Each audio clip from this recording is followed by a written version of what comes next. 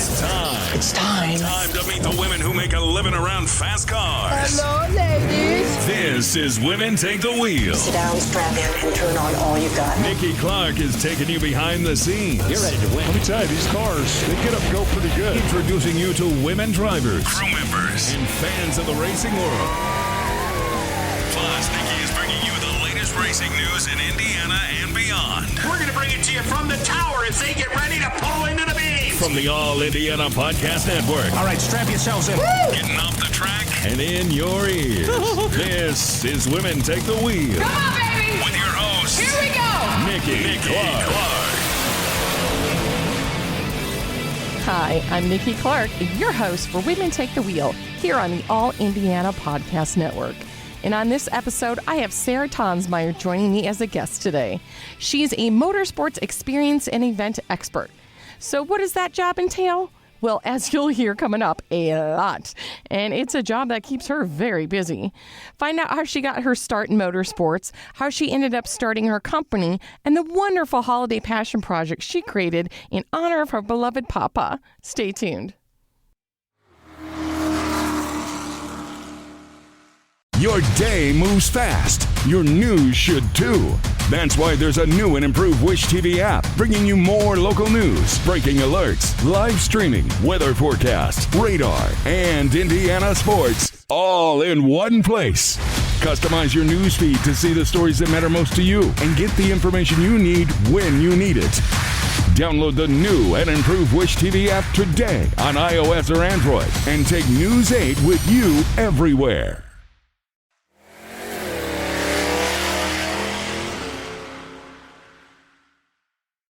Well, welcome to Women Take the Wheel. I know it's been a little bit, but today I have on Sarah Tonsmeire. How are you doing? I am great. Thank you so much for having me. And I just met Sarah in Indy. So we met in Indy, and I was intrigued by what her job is because I know I like to explore all these different jobs in motorsports, and Sarah does a very unique job. And just tell me a little bit, your title is Experience and Event Expert. So what does that mean? What kind of stuff do you do out at the racetracks? Yeah, so it's kind of a little niche position, but there's plenty of people that do what I do. I get to create these great experiences for corporate partners in motorsports. So everywhere you go, you see the names on the race cars, but each one has their own objective for being in the sport. And so, it's from everything from the midway of interacting with the fans to hosting customers and clients and employees at the racetrack, to even doing things on a much larger scale. I'm kind of that middleman that makes that work.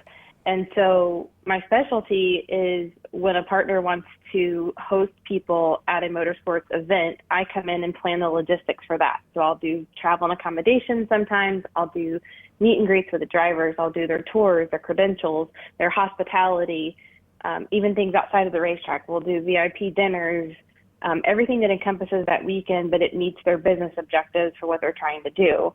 I've also done planning for the midway space of how they might want to come in and do an activation on site at a racetrack. So I've kind of made it my expertise to know the logistics of doing things at a racetrack when it comes to marketing.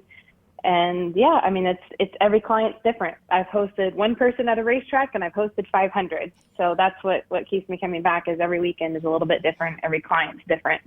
And that's the challenge of the whole piece that I enjoy.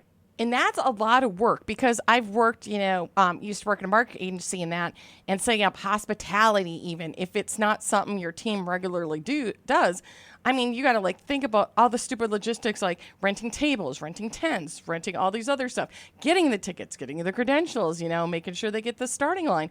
I mean, what you do is a lot of work. It is. There's a lot of little small details. And for my fellow event planners, they'll understand that a lot of this just happens behind the scenes and you show up and it's done. And if you've never been in that position of planning an event, you don't think about the tiniest of details. And at the top level in motorsports, I say it's my job to know that CEO prefers Coke Zero over Diet Coke. And it's the details like that it will, make or break you in this space, and set you apart from everybody else. So a lot of moving parts, a lot of details, a lot of long days, but that's what keeps me going. Like, I really enjoy that challenge and that sense of accomplishment when I've started something, from nothing and built out this event. And then at the end of the day, you go, okay, wow, that was a really long weekend. I'm exhausted, but how cool was it that we got to do this or we got to do that? Or you get this thank you email from a client, complimenting you on the work, or even the best compliments that I've gotten in the past with some people I've worked with is they say, hey, our experience at the racetrack helped us close this many $1 million worth of business. Like, that contributed to this. And so that's, the ultimate compliment is knowing that you had a hand in something that large.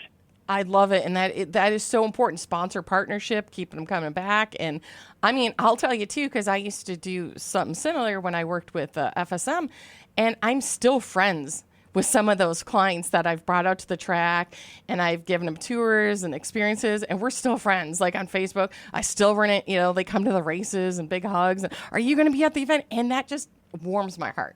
The fact that they still talk to me. Isn't that the people are the best part? And you get to meet so many people just from going track to track. And same thing, I've made friends with people, and there's actually one in particular that is always one of my favorites. But a friend of a client, I hosted him and his family several times at the racetrack, actually at NASCAR and NHRA events. So they got to see both.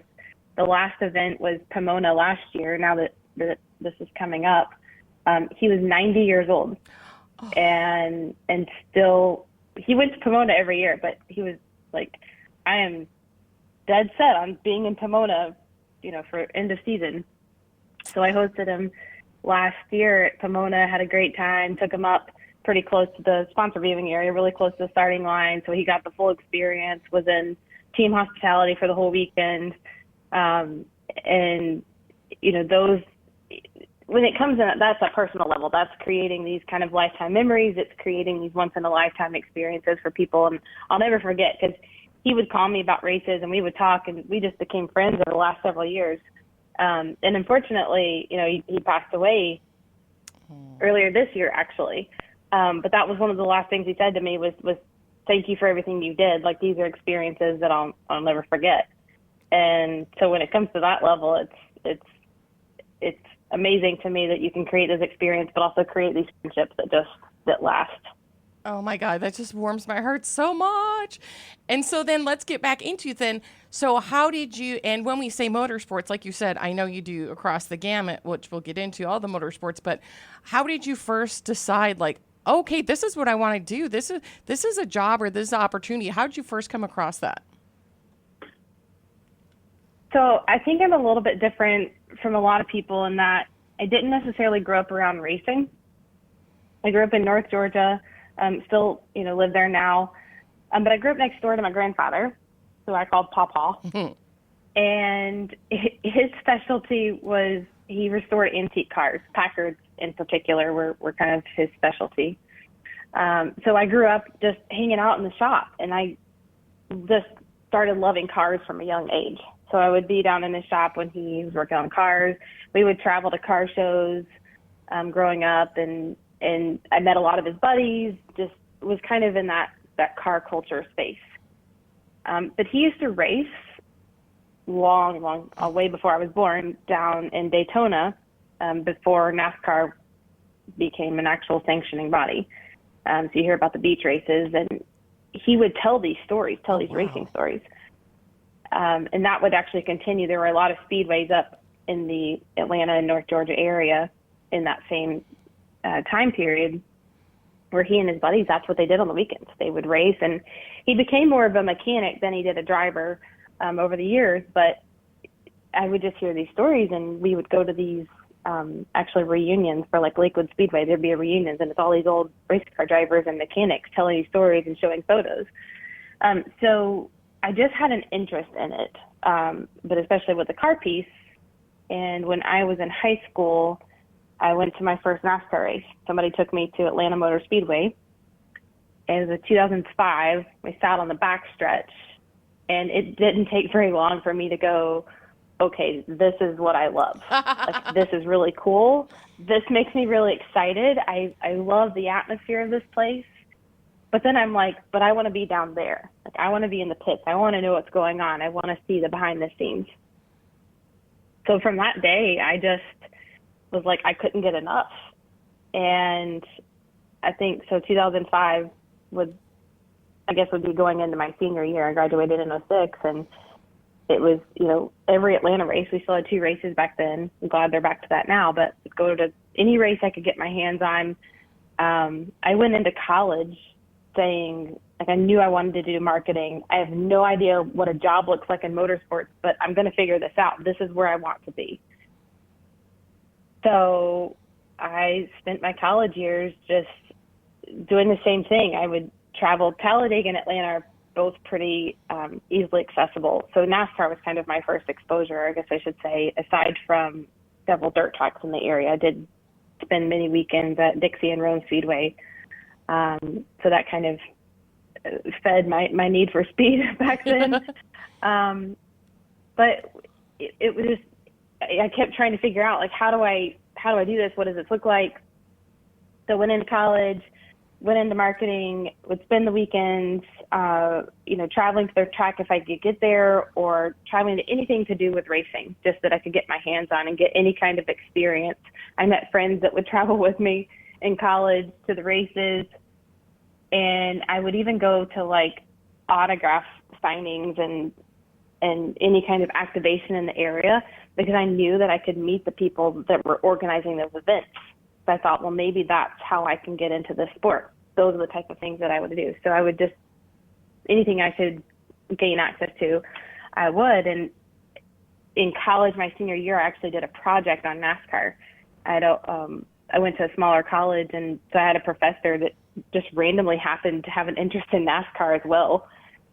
And we did this full research project and actually presented it at the Sports Marketing Association conference when I was in college, which was kind of fun at the time. I thought, okay, this is, still. So graduated college, and still, I never changed my mind. Like, this was something I went into college, never changed my mind, came out, and I'm like, okay, now's the time. I still have to get a job. So I got a job working at a financial planning firm at home, but still doing the client type of events. So event planning was kind of always in my realm.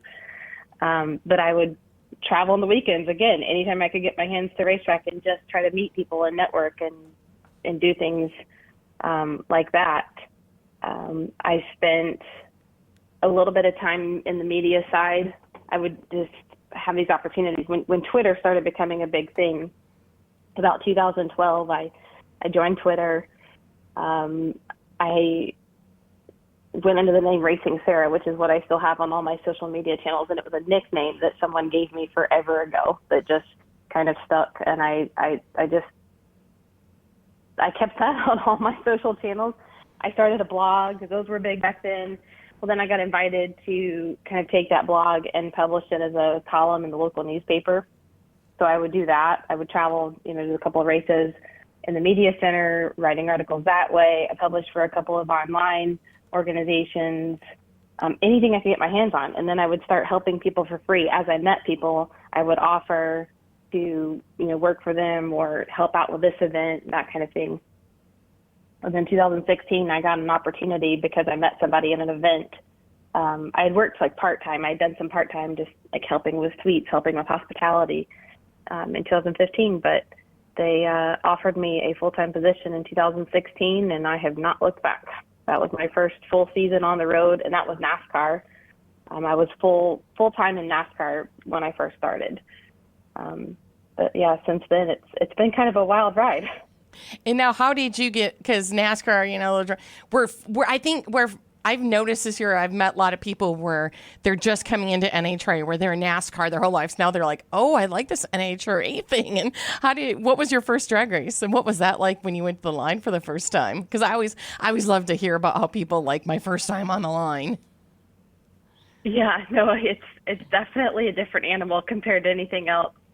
I remember years ago this was probably 2011, when I was, working at the financial planning firm, someone I had met locally took me to Atlanta to my first NHRA event. I remember walking through the pits. I remember the nitro, and I just remember just being in the stands back then. And I thought, okay, this is wild. This is something different. That was the only one I ever went to until about 3 years ago. And I worked with a couple of clients in this space that had moved into NHRA. So that was kind of my first exposure. Went to Gainesville and just started. The nice thing is I got exposure to several of the teams. So I've gotten to meet so many people in this space early on, which was great. It's a little bit different in that other sports or the other series, I usually am kind of with one team or a couple of teams, and that was the difference in NHRA is I met so many people right off the bat. But I remember being in Gainesville for the first time, and I had gone up. I wasn't at the line, but I'd gone up just by the stands, and I wanted to take a quick little video, and I said, I'm not going to jump. And then first group goes, and I had jumped. I mean, I saw the video, and, my phone's, flying, and I thought, okay. Oh, now I still I've do learned, it. Yeah, it still catches me from time to time, but I've learned, how to watch the tree. I've kind of learned to anticipate everything now. But being on the line was a whole other thing. Even, I had the molded earplugs and everything, and I still thought, oh my gosh, this is so much horsepower in one place. This is insane. So it's definitely, you can't really compare that to anything else. With NASCAR, IndyCar, just even the dirt track stuff, it's so different. Yeah, I remember that my first NASCAR race when everybody's like, oh, you really need earplugs. Oh, and I'm like, the first time they came around, I'm like, oh, that's cute. Oh, okay. Yeah, I think I'm good with the earplugs compared to what I'm normally with. So, but yeah, it's a different beast. So different. But it's so cool. It really is. So now, how many events, during a year, because like I said, it keeps you busy, how many events per year do you usually attend? Are you ever home once racing season starts? I'm not home a lot, but that's okay because I enjoy being on the road. Every year is a little bit different. Because I'm basically on the agency side, and with agency work, it comes and goes. And so you'll find some years I'm more NASCAR events, some more NHRA. So for example, 2021, right after we were kind of coming out of the pandemic, things just were so busy, and I was doing a lot more work in dirt track racing, sprint cars, wing sprint cars. Mm-hmm. I did 72 racing events that year between the different series. I think 49 of those were dirt track events, and the rest were just a mix of NASCAR, IndyCar, and I think I don't think any NHRA that year, but that was probably the busiest year to date. I've kind of backed off a little bit last year. I think I was at 48 races last year. And I think 93 days were spent at a racetrack. I was going to say, there's only 52 weeks in the year.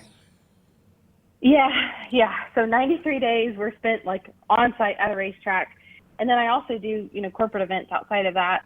So, no, I'm never home. I'm home usually about 4 weeks out of the year, it seems like. This year I've actually made it a point to try and spread some things out, and I don't even want to say try to find a balance because I don't even think that makes sense in my world, but this is my life, this is my lifestyle, and I choose that.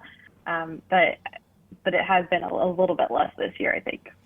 If there was some, and I always ask this because I try to reach out to girls who are trying to get into racing, and same thing, they know they want to be there, they know they want to do a job.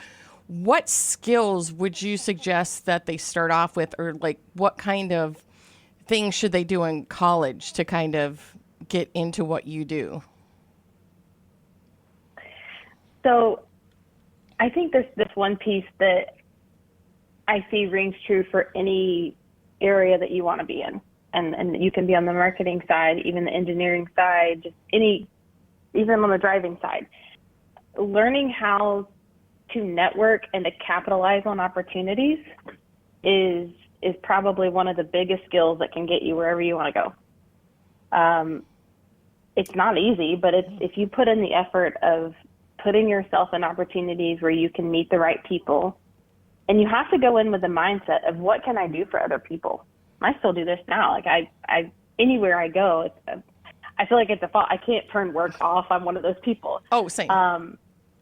But it's amazing how small the world is, and when you start connecting the dots and you start meeting people and you start going in with like, hey, I met this person over here and they're in this side of the world, but man, they would be such, a great partner with this organization over here that I've met, or this person, is in this side of the business and is looking for customers on this side. And it's, you're almost like marrying people together, learning how to meet people and go in with that mindset of just plugging people. Cause I feel like it just comes back full circle.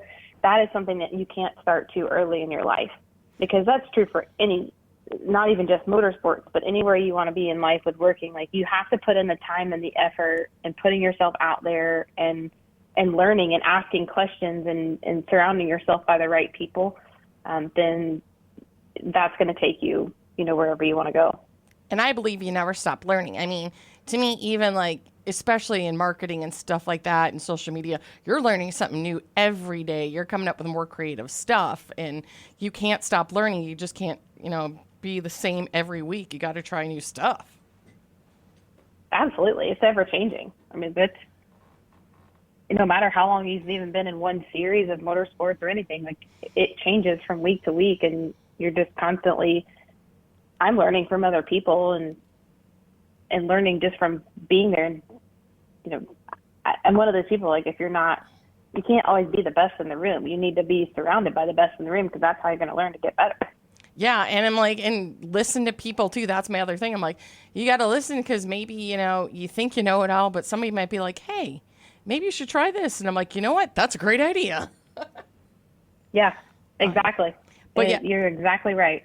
But like I said, I've been there too. I mean, heck, look at me. I got a full-time TV job, but I still can't pull myself out of sports. And even like the other night, I was on LinkedIn with a drag racing friend. I'm like, hey, have you called these guys about sponsorship? Hey, have you looked into these guys? And because you, like you said, you see things and you're like, oh my God, that would be a perfect partner for so-and-so. That would be a partner for so-and-so. And I'm just like, I'm not looking for money or anything like that, but I'm like, I think this would work out great. You should call them. No, it's almost exciting. Like, it's almost like a drug. Like, you get yes. that challenge, and it's bad to say that, but like, that's how I feel with networking. Sometimes it's not about me, but it's like, man, this is almost like the puzzle pieces I'm trying to put together.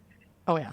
And I'm just like, if I can get these people together, and they're your friends too. I'm like, I want to see you more at the races. So please call these people, see if they'll sponsor you, because I want to see you out there. Exactly. Oh. If everybody's successful, we all kind of win in the end. Oh, yeah, we all do. And so here's something else I was talking to you about, and I just love this. So you mentioned before that your Paw Paw is the one who got you interested in cars and kind of stirred you down your path. And on your website, I was reading about this beautiful thing he does, Operation Silent Night. Is that what it's called? Mm-hmm. Oh, tell me about that, because I was reading a little bit about that, and I'm just like, oh my God, that's the greatest thing ever. So tell us about that, a little bit about that, how it got started, and what people can do. Yeah, so it's no surprise. Like, he was one of my favorite people. That's where the name Knight EXP, my company, comes from. His last name was Knight. And, growing up, he was a serial entrepreneur, like, my whole life. He had like an 8th grade education, but just found ways to be creative with business and made a living that way. So I kind of grew up seeing that. And around the holidays, Christmas was a big time for our family. It still is. It's one of my favorites. So I actually used like a picture of his Christmas tree for Operation Silent Night. He has a 60-foot cedar tree on our family farm. And I'm giving the backstory here because it plays into the it's cool. No, please. Piece of why I did this. I joke that we have our own version of the Rockefeller tree at home, but he would light this tree every year with the old, like, the big glass bulbs. This is what we do. We would like lay out the light bulbs and would change out broken bulbs every year. And he would have a bucket truck come out, and the neighborhood loved it. Like, this was a big piece of our Christmas. And I think he did that as just bringing just some holiday cheer to our community of where we lived. And I noticed that when we would go out around holidays, he would just like randomly like flip somebody who served us at a restaurant an extra $100, or he would notice that somebody over here was really struggling with this, and he would like quietly go help them in whatever way they would need. And he never did it for any kind of recognition. And half the time, I don't think anybody around us, knew that he was even doing it. And after he passed away, a lot of these stories came out of how he helped so many people. But he always just did it. I think it made him feel good. And, he was just kind of sharing like, hey, I have enough. I'm happy. Let me help the people around me. So I named my company after him, and I knew that I wanted to do something that was, special to me and something to honor his memory. So the first year that I was in business, I came up with this Operation Silent Night. And, I have my own nonprofits that I support, but this was something that I said, I'm noticing people in this space, in the motorsports world specifically, that there's a grind. There is a certain grind, and you just see the people that have it. And that is in every, level of motorsports, whether you're a driver, you're on the marketing side, the media side, just the team side. There's people that have worked their whole lives to get where they are. And it's a certain grind, this day-to-day grind. And it's not always easy, because you notice that, a little bit of money could help somebody in such a big way. And I knew that because I had been there. I mean, there's days where like I am giving up everything to try and chase this dream that I have. And, I'm thankful because I always had a very supportive family that kind of helped me when I'm not making a lot of money. That really helped me. But not everybody has that. Not everybody's going to ask for help when they need it. And sometimes, maybe everybody thinks that everything's okay.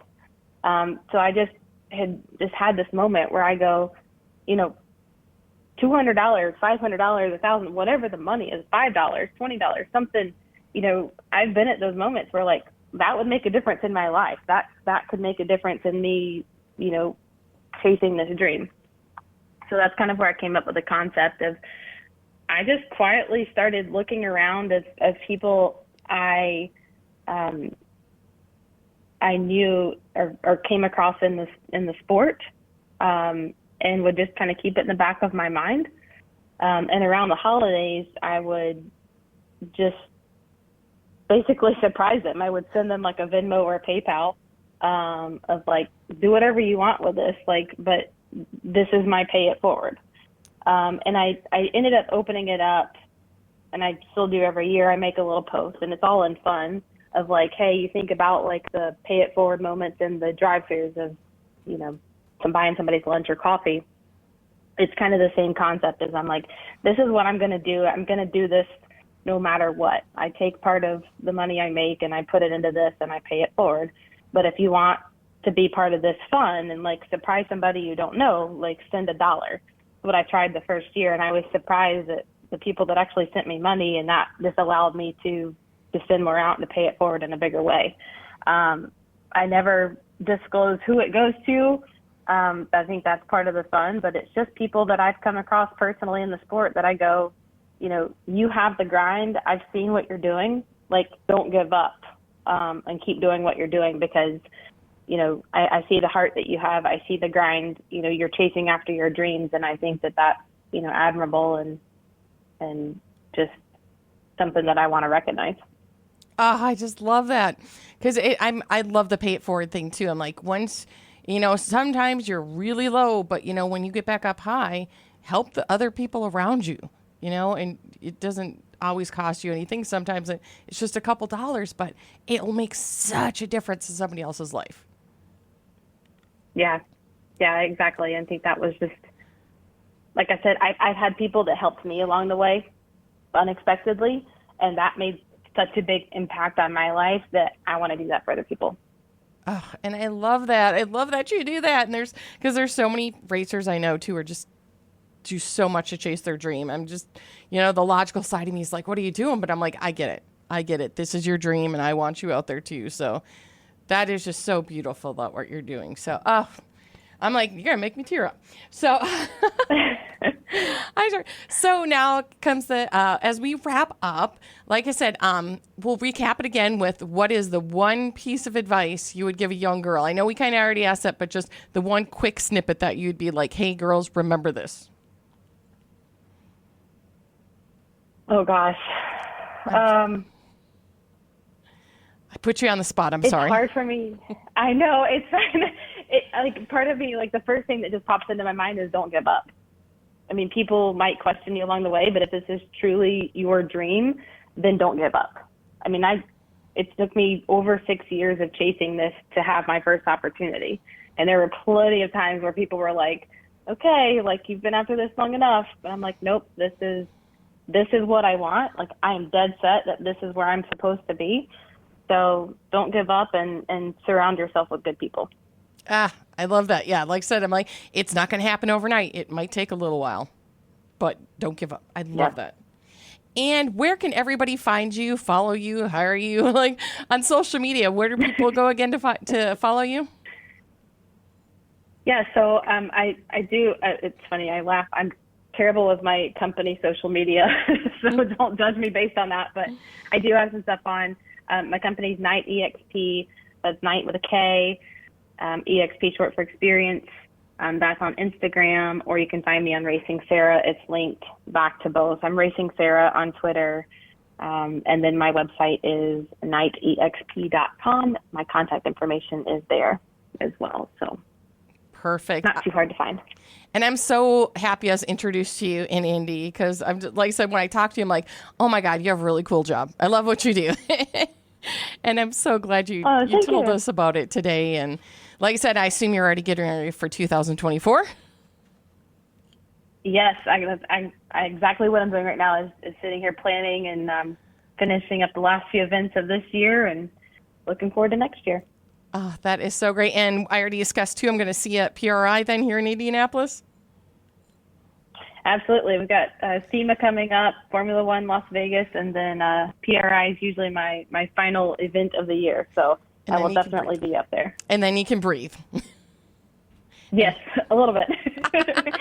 Well, thank you so much again, and we will talk to you later. Thank you again for being on the show. Thank you so much for having me. It's been a blast.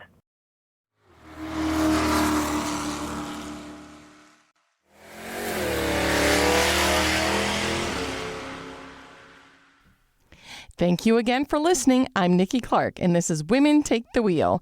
Be sure to connect and follow on Facebook when you search for Women Take the Wheel podcast. And be sure to follow and subscribe to this podcast right now here on the All Indiana Podcast Network. From the All Indiana Podcast Network, this is Women Take the Wheel with Nikki Clark. Follow and subscribe to this podcast now and discover even more great podcasts on the All Indiana Podcast Network. Online at allindianapodcastnetwork.com. allindianapodcastnetwork.com.